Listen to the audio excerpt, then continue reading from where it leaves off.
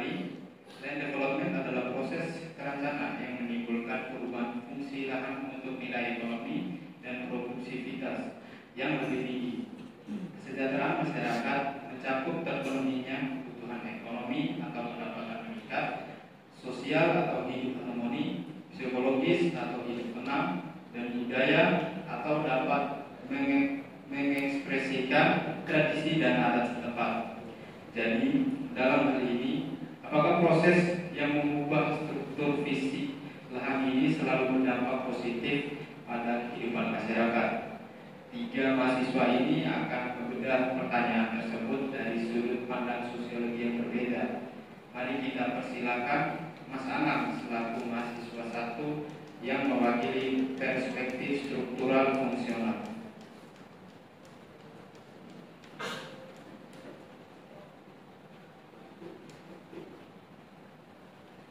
Terima kasih rekan moderator. Dari sudut pandang saya, yaitu yang menganut pandangan terhadap struktural fungsional, bahwa saya menekankan seperti ini: setiap elemen dalam masyarakat itu seharusnya mempunyai kontribusi pada stabilitas dan keberlangsungan suatu sistem. Dan development merupakan imperatif sosiologis untuk memenuhi kebutuhan infrastruktur modern, mulai dari jaringan transportasi hingga kepada kawasan energi terbarukan, yang mana hal tersebut dapat memungkinkan diferensial fungsi dan spesialisasi suatu keahlian. Saya jabarkan ada 3. Yang pertama, efisiensi sistem. Pembangunan jalan tol misalnya memotong waktu distribusi logistik antar wilayah, dapat juga meningkatkan produktivitas antara pedagang lokal, artinya dari pedagang dari desa ke kota atau dari pasar kecil ke pasar yang lebih besar, dan dapat menurunkan biaya produksi. Kemudian yang kedua, fasilitas publik seperti pusat kesehatan ataupun sekolah yang baru yang dapat dibangun di kawasan hasil pengembangan lahan. Kemudian bisa mempererat jalinan sosial dan meningkatkan akses terhadap pelayanan jasa tersebut. Kemudian yang ketiga adalah pengendalian diskusi. Misalnya, ketika penggusuran terjadi, negara harus siap, artinya harus hadir. Bagaimana?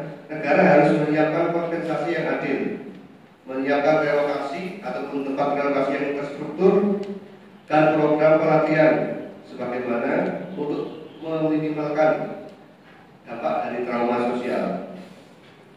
Dengan menggunakan pendekatan ini, kesejahteraan muncul sebagai keadaan yang seimbang antara fungsi ekonomis dan sebagai kontrol sosial.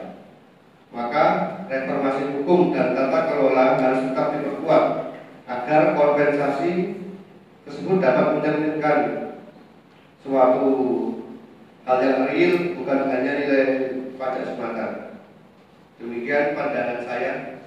Saya kembalikan ke moderator. Terima kasih. Baik, terima kasih Pak Mas Anang. Sekarang mari kita dengarkan sudut pandang dari Intan selaku mahasiswa 2 yang mewakili perspektif perilaku sosial.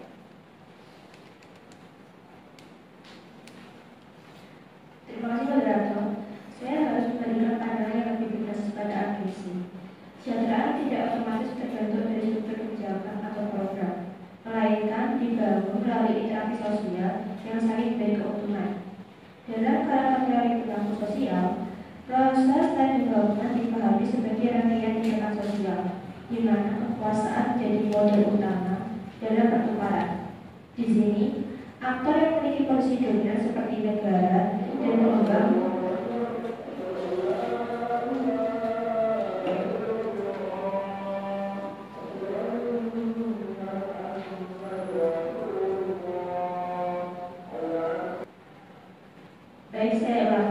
dalam kerangka teori perilaku sosial, proses land development dipahami sebagai rangkaian tindakan sosial, di mana kekuasaan menjadi model utama dalam pertukaran. Di sini, aktor yang memiliki posisi dominan seperti negara dan pengembang cenderung menggunakan kekuasaan kekuatan dan sumber daya mereka untuk mengoptimalkan manfaat dan hasilnya, sambil menekan keuntungan yang diterima aktor yang lebih lemah, yaitu masyarakat.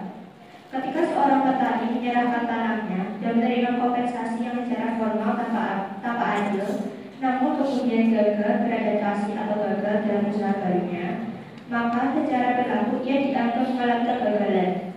Kondisi ini dapat memunculkan reaksi berlaku, ketidakadilan sosial, hingga disorganisasi perilaku. Oleh karena itu, peningkatan kesejahteraan hanya mungkin tercapai apabila proses pembangunan menjamin adanya hubungan imbal balik yang setara. Dengan keseimbangan kekuatan tawar antar aktor, tujuannya adalah memastikan bahwa imbalan yang diterima masyarakat lebih besar daripada beban atau kerugian yang mereka tanggungan, baik secara material maupun psikologis.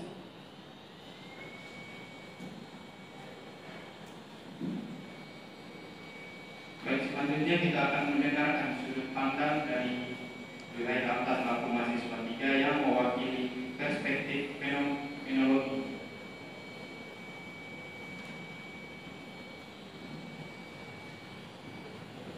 Terima kasih Pak Moderator. Di sini saya akan menjelaskan tentang perspektif fenomenologi. Kedua rekan saya terjebak dalam kerangka objektivitas. Mahasiswa 1 yaitu makanan berbicara tentang sistem yang berjarak, dan mahasiswa 2 berbicara tentang transaksi yang terukur. Fenomenologi mendorong kita untuk memahami kesejahteraan bagi realitas yang dialami dan dimaknai. Lahan yang dikembangkan adalah ruang hidup yang diisi oleh memori, ritual, dan makna historis. Ketika land development menghancurkan landscape ini, maka ia tidak hanya merusak struktur fisik, tetapi juga struktur makna komunitas. Misalnya, relokasi menghilangkan kemungkinan bagi anak-anak untuk secara otentik mengalami ritual yang sama seperti leluhur mereka, dan memutuskan ikatan intersubjektif dengan masa lalu. Pembangunan yang manusiawi adalah pembangunan yang sadar akan keberadaan manusia sebagai makhluk bermakna. Kita tidak menolak development, tetapi kita menuntut agar setiap proyek pembangunan dimulai dengan effort, yaitu penundaan subsidi efisiensi, agar negara benar-benar mendengar bagaimana masyarakat ingin hidup dan dimaknai. Jadi land development bukan tentang siapa yang memiliki lahan, tetapi tentang siapa yang memiliki makna di atasnya.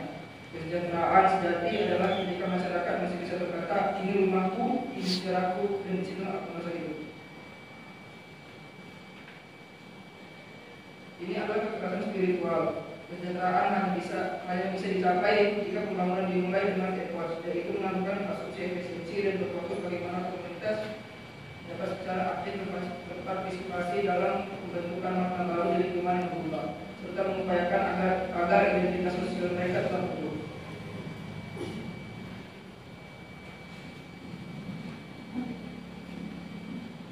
Saya ucapkan terima kasih kepada 3 mahasiswa yang telah menyampaikan sudut pandang yang berbeda. Sekarang kita memasuki proses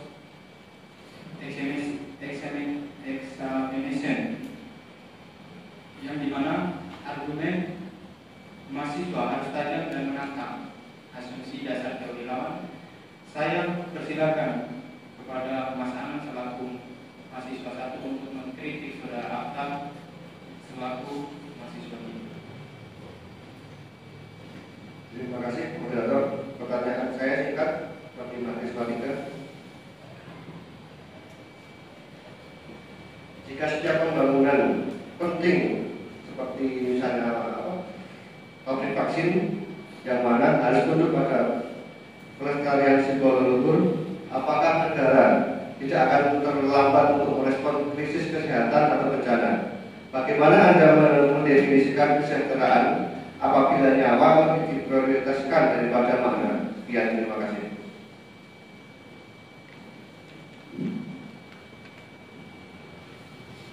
Baik, di sini saya akan menanyakan tentang sambahan sesuatu dari saya. Menurut saya penanganan Anda itu terlalu tergesa-gesa, karena memisahkan antara fungsi praktis dan makna spiritual adalah itu masalahnya. Kesejahteraan sistem Anda rapuh jika didasarkan pada populasi yang mengalami krisis makna dan alienasi. Individu yang merasa identitasnya diakui akan menjadi anggota sistem yang lebih stabil secara fungsional dan partisipatif.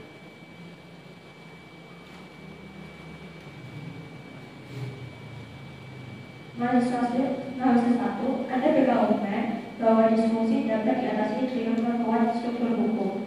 Namun, jika struktur hukum di Indonesia justru membatasi kompensasi lahan hanya berdasarkan NJOP, yang faktanya jauh lebih rendah dibandingkan harga pasar sebenarnya, maka bukankah struktur tersebut sejak awal sudah menghasilkan keadilan?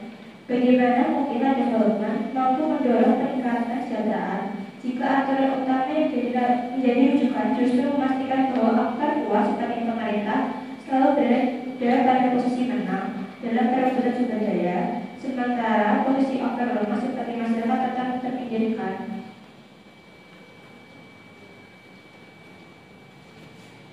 Saya akan menanggapi. Mungkin saya setuju, tapi kita perlu merevisi legislasi tentang NJOP tersebut. Tetapi di samping itu, menghentikan pembangunan jalan tol yang menyelamatkan ribuan nyawa tak bisa menjadi pilihan. Fungsi vital harus diprioritaskan. Lalu selanjutnya hukum diperbaiki secara paralel agar kompensasi bisa menjadi rujukan ke depannya.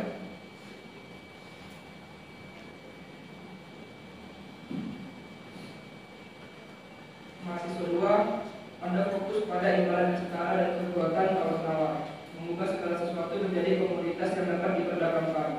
Jika komunitas nelayan menolak risot karena menganggap pantai mereka suci, dan pengembang menawarkan imbalan yang sangat besar seperti tunai seumur hidup, jika mereka setuju, apakah itu benar-benar meningkatkan kesejahteraan? Bukankah transaksi tersebut hanya membeli kesunyian atas promo spiritual dan memberikan fakta bahwa makna tidak dijual? Masalah 3, Anda cenderung menyelewengkan rasionalitas aktor ketika seseorang menerima tunjangan seumur hidup. Itu bukan sekedar soal uang, melainkan hasil dari kalkulasi rasional bahwa kompensasi tersebut akan membantu mereka beradaptasi dan membangun makna baru dalam konteks sosial yang berbeda. Teori perilaku tidak menyatakan bahwa makna dapat diperjualbelikan, melainkan mengakui bahwa kehilangan makna dapat diimbangi melalui penyediaan sumber daya yang memungkinkan terciptanya realitas sosial baru yang dapat diterima aktor. Dalam kerangka ini, konflik adalah bentuk biaya sosial yang muncul dari ketidakpuasan, sedangkan kesejahteraan dapat dipahami sebagai kondisi konflik yang hanya dapat dicapai jika perilaku otoritas membuat aktor merasa bahwa keputusan dan martabat mereka dihargai.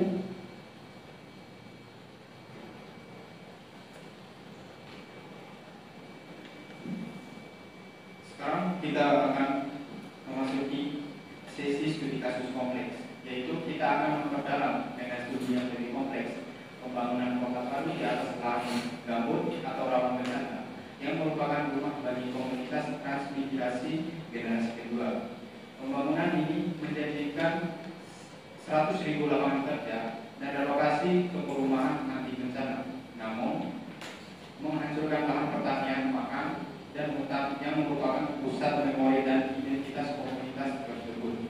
Saya mempersilakan Mas Anang selaku mahasiswa 1 menyampaikan pandangannya, dilanjutkan oleh Intan selaku mahasiswa 2 dan selanjutnya Yuhai Abdal selaku mahasiswa 3.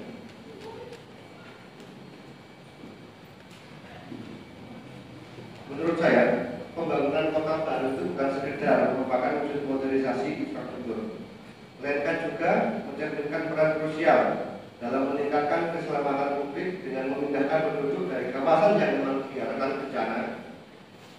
Sebagai bagian dari strategi ini, menciptakan 100.000 lapangan kerja dirancang untuk mengurangi angka pengangguran dalam skala yang lebih besar, membuka peluang ekonomi baru melalui diversifikasi sektor industri. Untuk memastikan bagaimana proses relokasi ini berlangsung efektif dan berkelanjutan di kemudian hari, perlu diterapkan bagaimana mekanisme adaptasi ganda yang dapat terintegrasi. Yang pertama, pemerintah itu wajib menyediakan program asuransi bencana bagi setiap rumah, sehingga setiap keluarga dapat mendapatkan perlindungan finansial apabila di kemudian hari terjadi sebuah musibah. Ini menjadi fungsi sebagai mitigasi risiko sekaligus memberikan rasa aman jangka panjang. Kemudian didirikannya balai latihan kerja yang memang khusus secara sistematis membekali transmigran dengan keterampilan teknis sesuai dengan kebutuhan pada sektor teknologi di kota baru tersebut. Lembaga ini tidak hanya menyelenggarakan pelatihan berbasis kompetensi, tetapi juga bisa menjalin kemitraan dengan perusahaan lokal agar nantinya lulusan pelatihan bisa langsung terserap ke dalam dunia kerja yang lebih modern. Saya yakin dengan kedua pilar tersebut, perlindungan resiko melalui asuransi yang terstruktur dan reintegrasi ekonomi melalui pelatihan fungsional, relokasi menjadi lebih terencana. Masyarakat yang terdampak dapat beradaptasi dengan cepat dan menyesuaikan dengan kondisi yang ada, dengan tujuan dapat meningkatkan kesejahteraan secara menyeluruh dan dapat tercapai. Sekian, terima kasih. Baik. Komunitas transmigran menghadapi biaya sosial yang besar seperti hilangnya identitas dan mata pencahayaan lama. Namun, mereka juga memperoleh imbalan berupa rasa aman dan akses pada pekerjaan baru. Karena itu, proses hilirisasi tidak boleh berhenti pada kompensasi awal, melainkan harus diarahkan pada pembentukan kemitraan jangka panjang. Teman-teman tidak cukup hanya menyediakan hunian tahan bencana sebagai bentuk imbalan, tetapi perlu menunjukkan kemampuan terhadap nilai kerja lama dengan membangun operasi pertanian pangan modern di area luar kota baru, serta menjalin pasar eksklusif bagi produk koperasi tersebut di dalam kota baru. Langkah ini mencerminkan perilaku yang tidak hanya memberi kompensasi sesaat, tetapi juga memastikan keberlangsungan imbalan, sehingga transaksi sosial ekonomi komunitas transmigran jadi bermakna dan tidak memutuskan komunitas kehidupan mereka.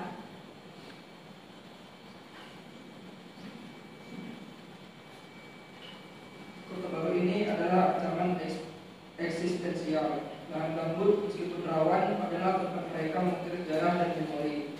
Relokasi ke rumah anti bencana yang seragam adalah perpindahan dari makna ke fungsional murni.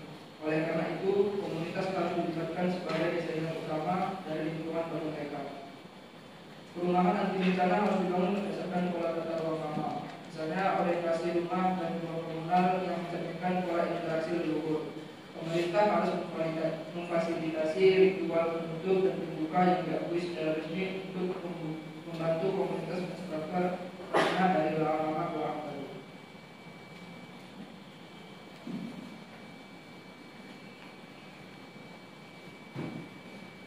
Sekarang kita masuk ke sesi pertanyaan. Di sini saya mewakili pertanyaan dari Ibu. Jika land development menaikkan harga properti secara drastis sehingga menyebabkan gentrification dan mengusir penduduk asli atau bahkan yang tidak tergusur langsung karena biaya hidup melonjak, apakah ini peningkatan kesejahteraan? Silakan dijawab oleh ketiga mahasiswa secara pendamping. Menurut pandangan saya, kenaikan harga properti tersebut merupakan sebuah manifestasi langsung dari pertumbuhan ekonomi dan peningkatan nilai lahan di kawasan yang mengalami revitalisasi. Saat permintaan lahan meningkat akibat dari pengembangan infrastruktur dan fasilitas publik tersebut, otomatis harga jual sewa lahan akan terpacu naik. Ini bisa mencerminkan bahwa keberhasilan investasi, tetapi juga berpotensi menimbulkan gentrification yang merugikan kelompok yang berpendapatan rendah. Gentrification sebagai bentuk diskusi yang laten harus segera diatasi melalui pendekatan struktural yang menyeluruh. Pertama, pemerintah wajib atau perlu merumuskan dan menerapkan kebijakan perumahan subsidi yang terstruktur yang mencakup penerapan kuota minimal penerapan kuota wajib menurut saya minimal 30% untuk rumah yang terjangkau dalam setiap proyek pengembangan properti baru.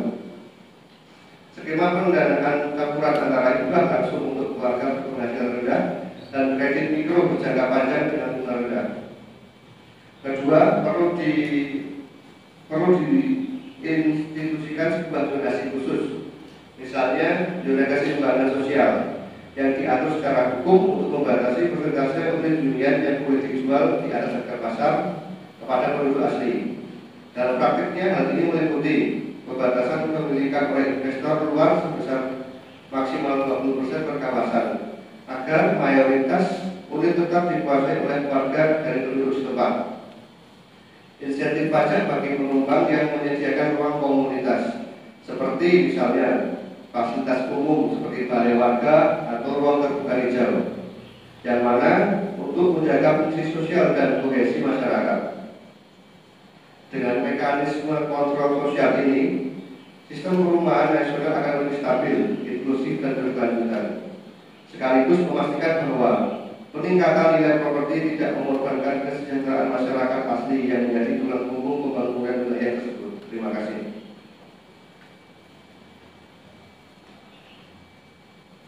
Kenaikan harga menunjukkan bahwa land development justru terlebar di pilihan ibadah, karena penduduk asli tidak menikmati keuntungan dari naiknya nilai lahan, tetapi justru menanggung beban kenaikan biaya hidup.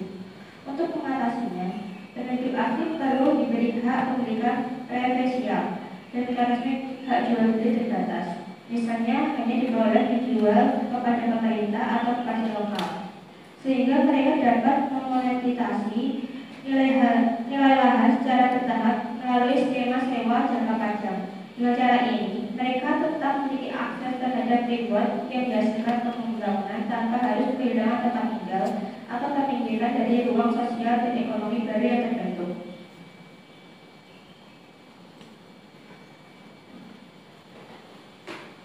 Gentrification adalah penghancuran makna sosial melalui invasi ekonomi. Itu adalah pergeseran radikal dalam pengalaman hidup ketika tetap lama diganti orang asing. Solusi fenomenologisnya, proses pembangunan harus melibatkan audit struktural yang mengidentifikasi simbol-simbol arsitektural dan ritus di lingkungan tersebut. Pengembang wajib klarifikasi simbol-simbol itu di struktur baru dan mendanai program storytelling komunitas yang merekam dan menyebarkan narasi bentuk asli. Mengupayakan agar memori kolektif mereka tetap menjadi bagian dari makna lingkungan baru meskipun wajahnya berubah.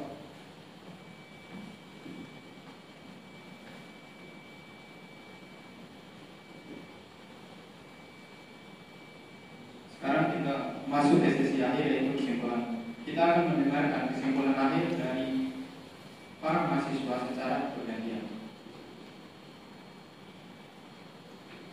Kesimpulan dari saya, stabilitas dan kesejahteraan masyarakat hanya dapat terwujud apabila land development dijalankan melalui struktur organisasi yang efisien, adaptif dan sekaligus inklusif terhadap seluruh subsistem sosial. Oleh karena itu, sebagai rekomendasi jangka panjang perlu dibentuk suatu otoritas fungsional pembangunan inklusif yang tugasnya memang untuk merancang, memantau dan mengevaluasi setiap proyek land development berdasarkan indeks kesejahteraan fungsional. Suatu metrik yang komprehensif yang menghitung manfaat ekonomi nyata atau bisa dikatakan sebagai fungsi manifest dan biaya disfungsi sosial atau fungsi laten. Otoritas ini akan mewajibkan alokasi minimal 10% dari keseluruhan keuntungan proyek land development untuk membiayai pembangunan dan pemeliharaan infrastruktur sosial. Antara lain, mungkin saya contohkan sekolah dan pusat pembelajaran komunitas, yang mana dapat dirancang untuk meningkatkan literasi dan keterampilan digital bagi penduduk setempat, sehingga generasi lokal tidak akan tertinggal dalam revolusi industri yang berbasis teknologi. Kemudian untuk kesehatan dasar atau klinik kesehatan primer dan pusat rehabilitasi yang memberikan akses layanan medis yang preventif dan kuratif, termasuk program-program dasar yaitu imunisasi, kesehatan jiwa dan rehabilitasi pasca bencana, yang mana dapat menjadi masyarakat untuk menikmati kondisi fisik dan mental yang prima. Kemudian fasilitas budaya dan ruang publik yang terbuka, seperti galeri seni, ruang pertunjukan, dan taman interaksi antar generasi, yang mana hal tersebut berfungsi memelihara warisan budaya serta memperkuat ikatan sosial lintas kelompok usia dan latar belakang. Dengan demikian, mekanisme reinvestasi fungsional ini Setiap proyek land development tidak hanya menciptakan nilai ekonomi semata, melainkan juga menjamin keberlangsungan sosial dan kultural. Otoritas Fungsional Pembangunan Inklusif akan menegakkan regulasi, melakukan audit tahunan, dan mempublikasikan laporan yang transparan, sehingga masyarakat mampu mengawasi jalannya pembangunan, memberikan masukan ataupun gagasan langsung, dan memastikan bahwa alokasi dana yang dikeluarkan benar-benar berdampak positif untuk meningkatkan kualitas hidup masyarakat. Terima kasih. Baik, kesimpulan saya di sini adalah kesejahteraan masyarakat sangat ditentukan oleh adanya keadilan dalam perilaku sosial dan perbedaan terhadap faktor yang posisinya lebih lama. Prinsip utama yang harus dijalankan adalah meminimalkan biaya konflik dengan cara memaksimalkan imbalan dan memperkuat resiprositas antar aktor. Untuk itu dibutuhkan regulasi jangka panjang yang secara eksplisit mengatur pemberdayaan masyarakat terdampak. Regulasi ini harus memberi hak partisipasi fraksional penuh kepada komunitas, termasuk hak untuk memilih sendiri bentuk kompensasi, apakah berupa uang tunai, kepemilikan saham proyek, atau properti sewa, serta hak untuk menunjukkan negosiator dan independen yang pembiayaannya ditanggung oleh pengembang. Skema ini menjadi instrumen perilaku yang menyimbangkan dinamika kekuasaan dan memastikan bahwa setiap aktor dapat membuat keputusan rasional yang paling menguntungkan bagi dirinya, bukan sekedar menerima keputusan sepihak dari aktor yang lebih dominan.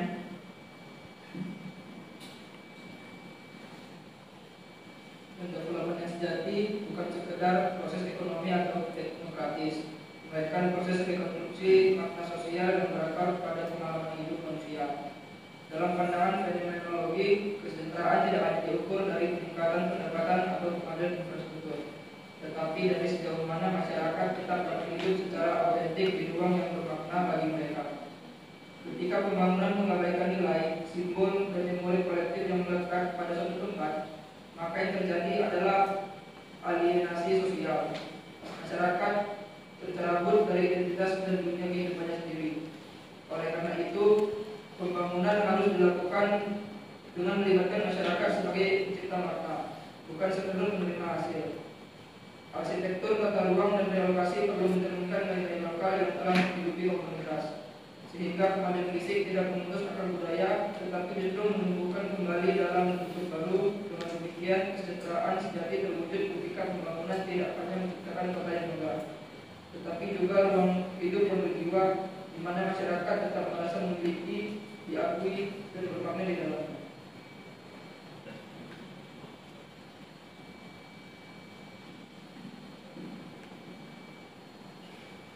Saya ucapkan terima kasih kepada Mas Anang selaku mahasiswa 1, Intan selaku mahasiswa 2, dan Akta selaku mahasiswa 3 atas diskusi yang luar biasa.